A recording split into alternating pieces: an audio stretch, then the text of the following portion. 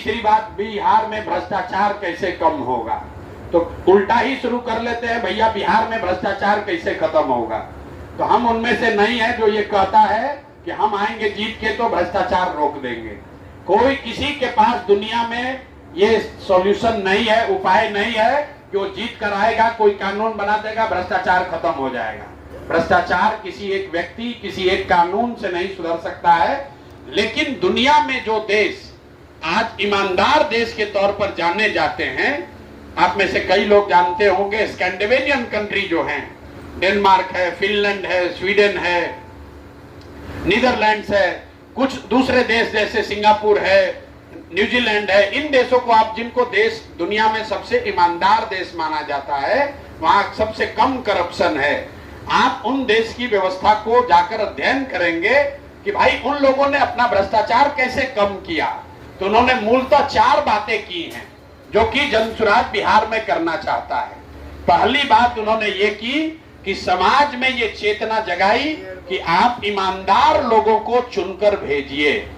तो जनसुराज ये कह रहा है कि भाई जब कैंडिडेट कल खड़ा हो, जनसुराज से कोई अच्छा कैंडिडेट, मान लीजिए गलती से खड़ा हो गया कोई गलत कैंडिडेट, तो उसको भी आप वोट मत दीजिए। हर हालत में अच्छे आदमी को ही वोट दीजिए, चाहे वो जीते हारे, वो किसी दल का हो, गलत आदमी को वोट मत दीजिए। तो जब अच्छे प्रतिनिधि चुनकर आएंगे तभी एक अच्छी व्यवस्था बन सकती है। दूसरा उन्होंने क्या किया, उन्होंने बहुत बड़े पैमाने पर सत्ता और संसाधन का विकेंद्रीकरण किया। मतलब आज जो पूरी बिहार की व्यवस्था चलती है उसको 5-7 अफसर और 5-7 नेता मंत्री चलाते हैं। वहीं से सब कुछ तय होता है, वहीं से सारा चीज डिसीजन लिया जाता है, वहीं से फंड एलोकेट होता है, वहीं से चोरी की शुरुआत होती है। तो इन देशों ने यह सिखाया कि अगर आप सत्ता और संसाधन का बड़े पैमाने पर विकेंद्रीकरण कर दें तो उससे भी करप्शन को कम करने में आसानी होगी। तो जनसुराज उस पर क्या कह रहा है कि अगर जनसुराज की व्यवस्था बनी तो पंचायती राज की जो संस्थाएं हैं इनके जरिए कम से कम 1/3 विकास का राशि खर्च किया जाएगा।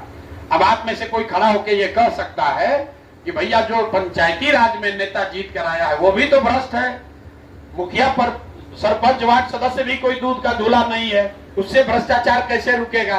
बिल्कुल रुकेगा। आप ये समझिए कि यहाँ पर नल जल योजना आपने सुना होगा, उसमें बड़ा व्यापक भ्रष्टाचार हुआ।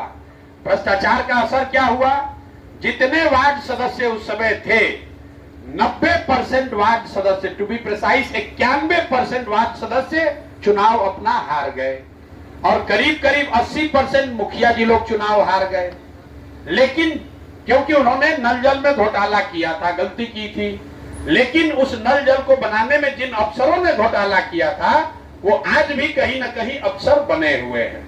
तो अगर चुना हुआ जनप्रतिनिधि गलती करता है और जनता सजग है तो आप उसको हटा सकते हैं, जो अफसर चोरी करता है वो पता नहीं चलता है। तो इसलिए दूसरा मंत्र यह है कि बड़े पैमाने पर सत्ता मतलब डिसीजन मेकिंग, सत्ता और संसाधन का विकेंद्रीकरण किया जाए। तीसरा हथियार है जन सहभागिता। लोगों को पता ही नहीं है कि उनका अधिकार क्या है, आपको यह पता ही नहीं है कि आपके गांव की कौन सी योजना है जिसमें आपका हक है। भाई साहब बता रहे इंश्योरेंस का पेनिट्रेशन कम है, तो आयुष्मान कार्ड की जो योजना है यहाँ बिहार में सबसे कम है।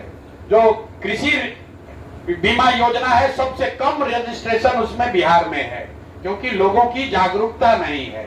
तो तीसरा बात यह है कि जो भी सरकारी योजना है, सरकारी व्यवस्था है, उसको जनता के बीच में रखा जाए ताकि जनता को जानकारी हो कि उनका हक क्या है, उनके लिए योजना क्या है। और अंतिम बात, टेक्नोलॉजी का बहुत बड़े पैमाने पर उपयोग, बहुत बड़े पैमाने पर टेक्नोलॉजी का उपयोग करके भी करप्शन को रोका जा सकता है। जैसे आप देख रहे हैं अभी स्मार्ट मीटर लगा है, तो अगर सरकार बिजली के लिए स्मार्ट मीटर लगा सकती है, आप जरा 1 मिनट सोचिए, अगर नल जल योजना में सरकार ने स्मार्ट मीटर लगा दिया होता तो पटना में बैठे बैठे सरकार को ये जानकारी होती कि कितने बजे मोटर ऑन हुआ, कितना पानी उससे निकला, किस घर में कितना पानी गया, कितना पानी नहीं गया। तो जो जनसुराज की सोच है, भ्रष्टाचार बिहार में खत्म करने का दावा हम लोग नहीं कर सकते हैं, लेकिन इसको बहुत बड़े पैमाने पर कम किया जा सकता है और कम करने के 4 सूत्री प्रोग्राम है। अच्छे लोगों का, अच्छे जनप्रतिनिधियों का चुनाव, दूसरा सत्ता और संसाधन का बड़े पैमाने पर विकेंद्रीकरण, तीसरा